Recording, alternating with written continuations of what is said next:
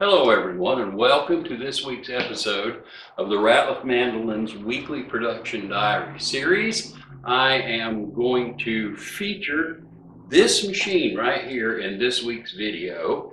This is the machine that I use to cut fret slots in a mandolin fretboard. And so I thought I will explain every little aspect of this machine on this week's video, and we'll start with the how and why that I built this thing. Now, many years ago, I had employees. In fact, my high water mark here was 7 employees in this building, and we were building a lot of mandolins, so I needed to streamline a lot of things.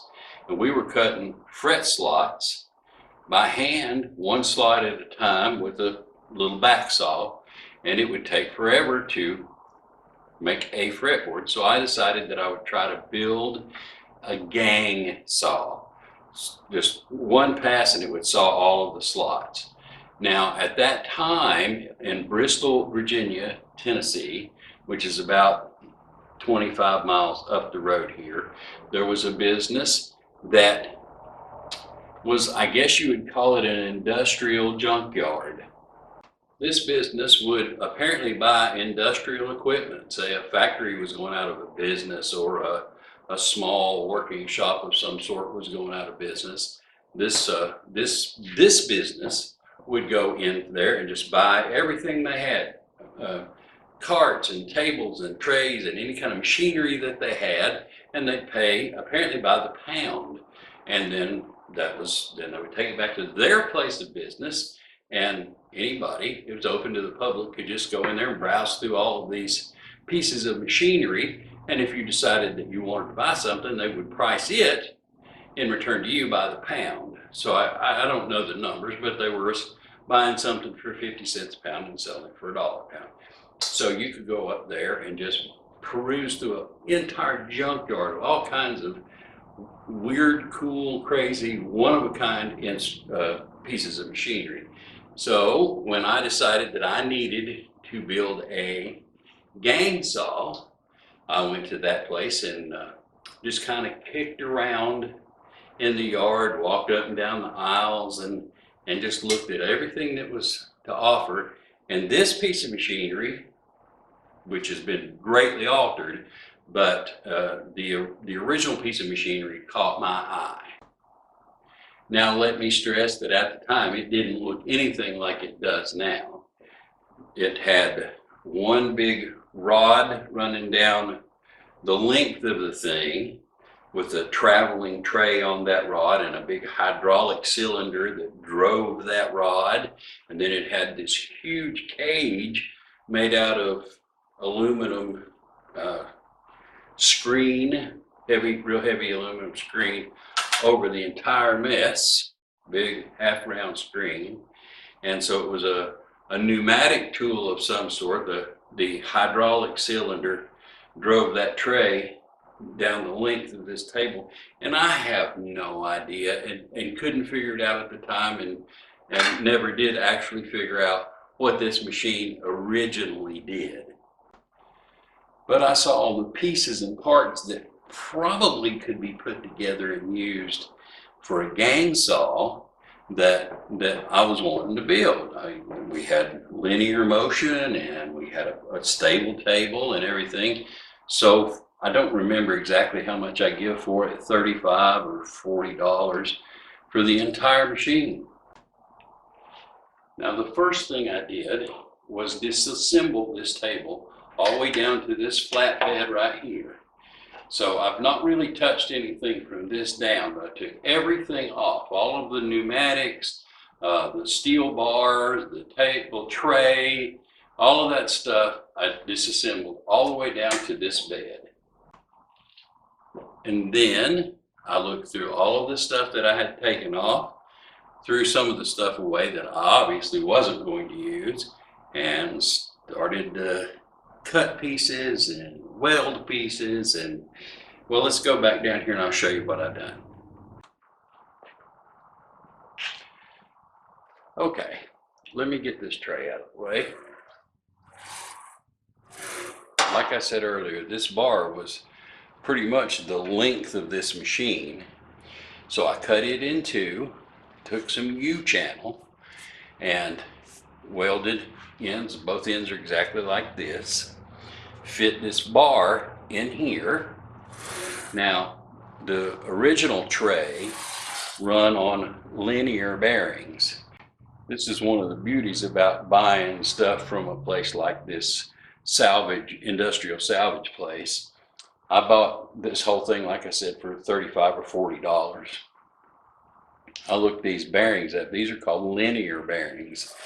You see the shaft don't spin, the bearings slide along the shaft.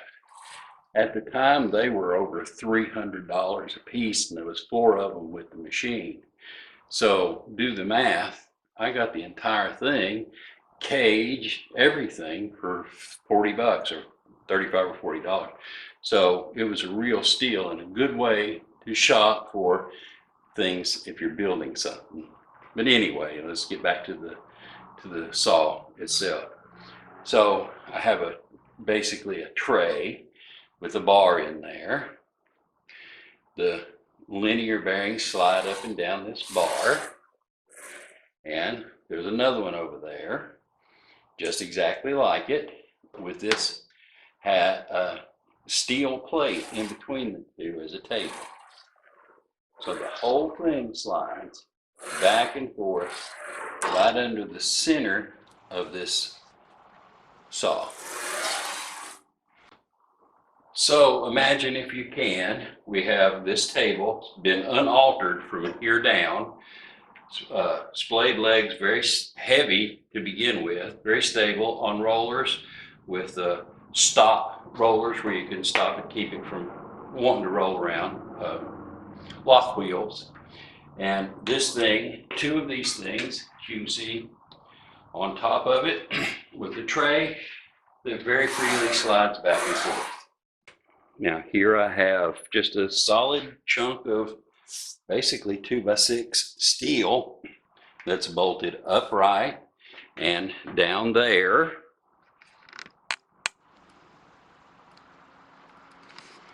I have another one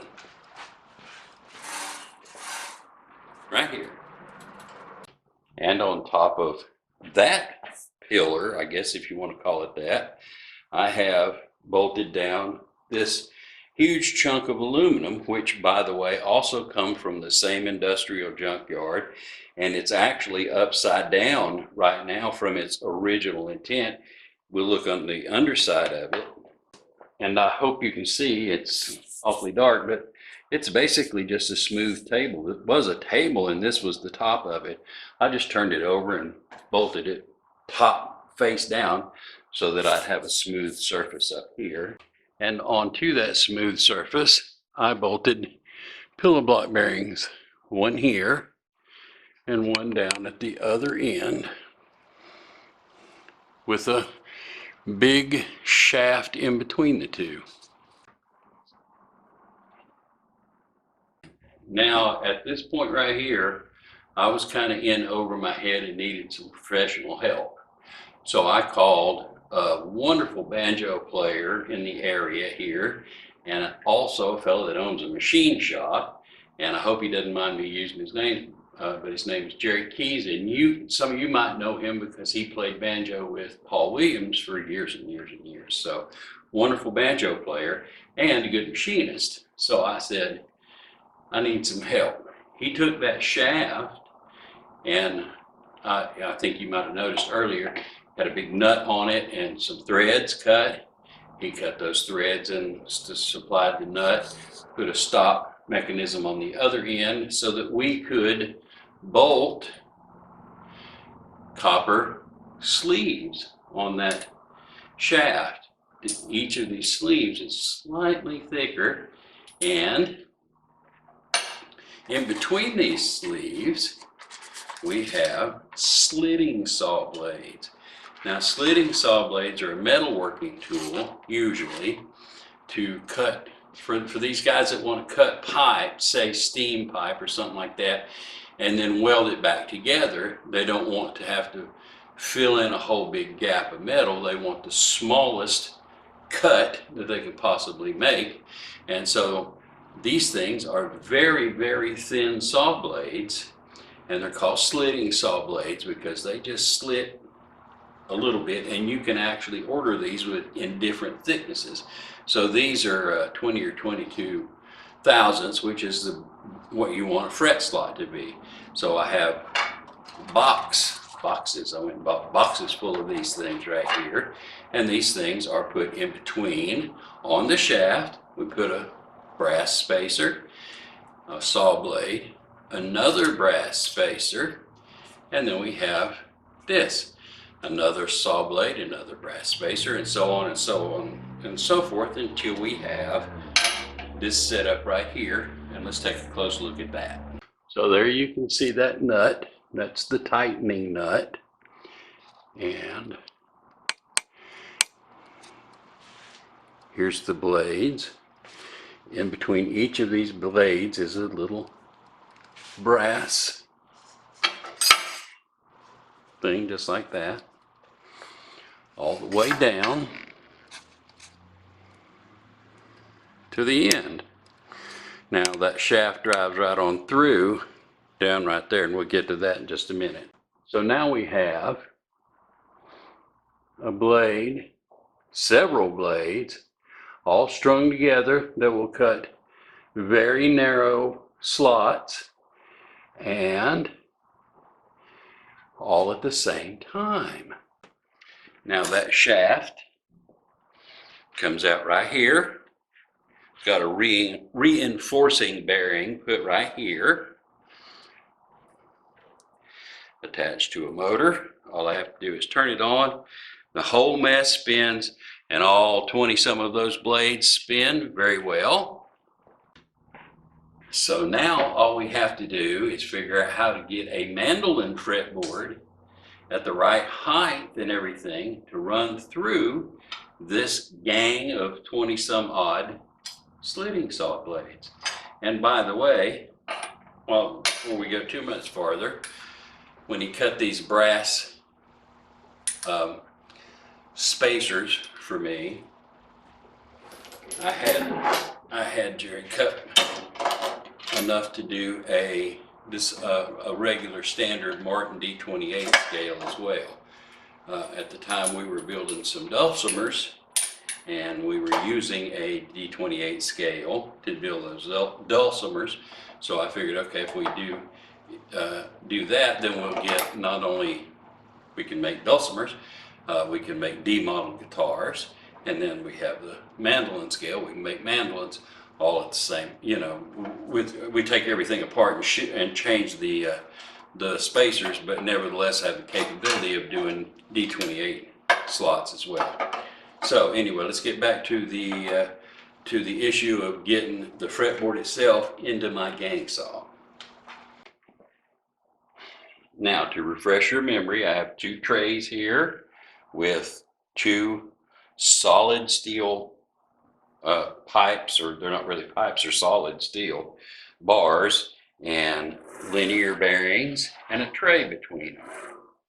So as you can see, we just basically bolted an upside down piece of U-channel and bent a big bolt around there so that I've got a handle, and it passes yay far underneath those saw blades. And all I had to do was figure out how deep I wanted those fret slots. And so I just took a piece of maple and planed it down till it was just the right thickness, so that the saw blades passed over it, still had plenty of clearance. So if I placed a fretboard on top of this maple, then and run it through the saw, then the fret slots would be deep enough. Let's stop for a moment and examine a fretboard.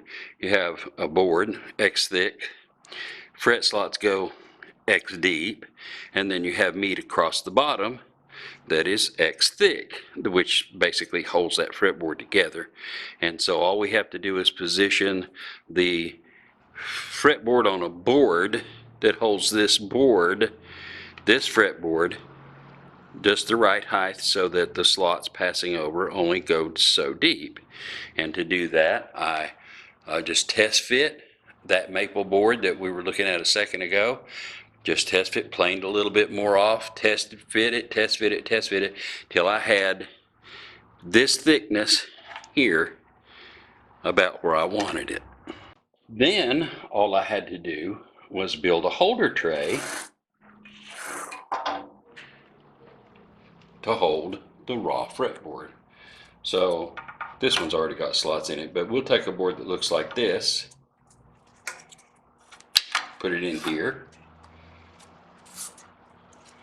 use these things. Now these things that you're looking at right here, simply a bent piece of 1/4 inch rod, fits down in a hole, and has a tightening handle on the bottom of it.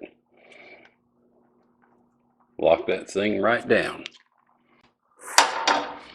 just like this. Tighten it up on the bottom, and that fretboard is not going to go anywhere. This one I'm very, very careful about because when I load a fretboard in here, that thing slips right down in between the saw blades, just barely. Just exactly like this. See, it goes right down in between those saw blades.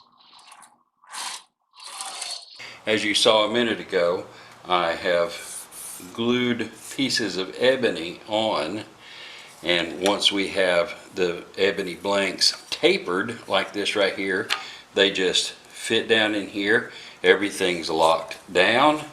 We run them through, take them back out, and we've got the slots cut. I've got 2 places to put these fretboards. I don't ever run 2 at a time, but one of them is for wide necks, because I've done so many wide necks that I thought, okay, well, I will go ahead and make a holder here that's actually just a little wider than an average fretboard, so that I can have wide neck blank fretboards. And then this one is the standard width fretboard, so I can do 2 of them, wide and standard. And I think that pretty much covers the entire machine. If you've got any questions, leave them in the comments, and I'll either go back and show us whatever part you need to have clarified, or answer it in the comments. But that pretty much takes care of this. Let me run some footage actually of just the machine itself doing its job.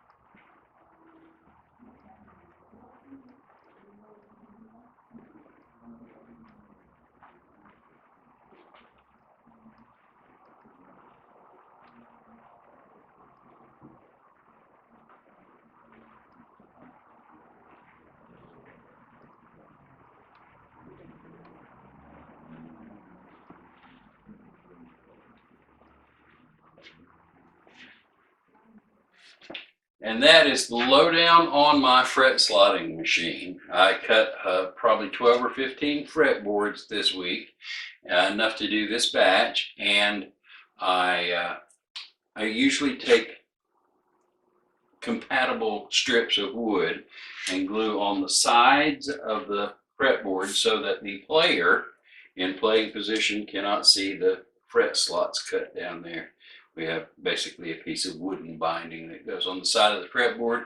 I got all of those Country Boy fretboards, in fact, done that way, and they are ready to move on to the side dots and whatever face dots we decide to put in them. The two master models in this batch I haven't really done yet, but all of the Country Boys have been. And other things that got taken care of this week, I worked an awful lot on mandolin number 2. It is one of those master models that's going to eventually wind up in Texas.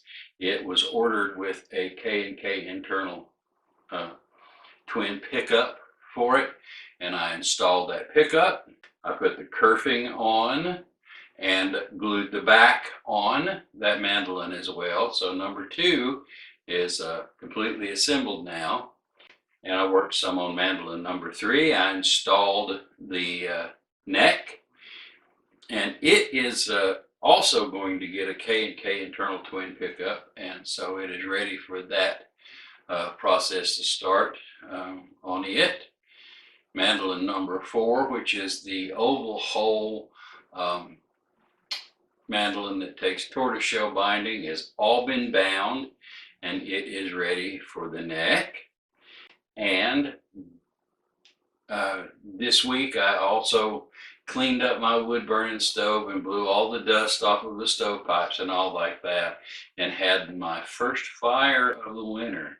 So it's in fact, actually I did that 2 mornings. I had a fire on 2 separate days this week. So winter will soon be upon us, and it's getting just about that cold in East Tennessee here to have a fire, at least in the morning. So I'm going to close this video off. Thank you so very much for sticking with me to the very end. I hope you've enjoyed the video as much as I've enjoyed making it.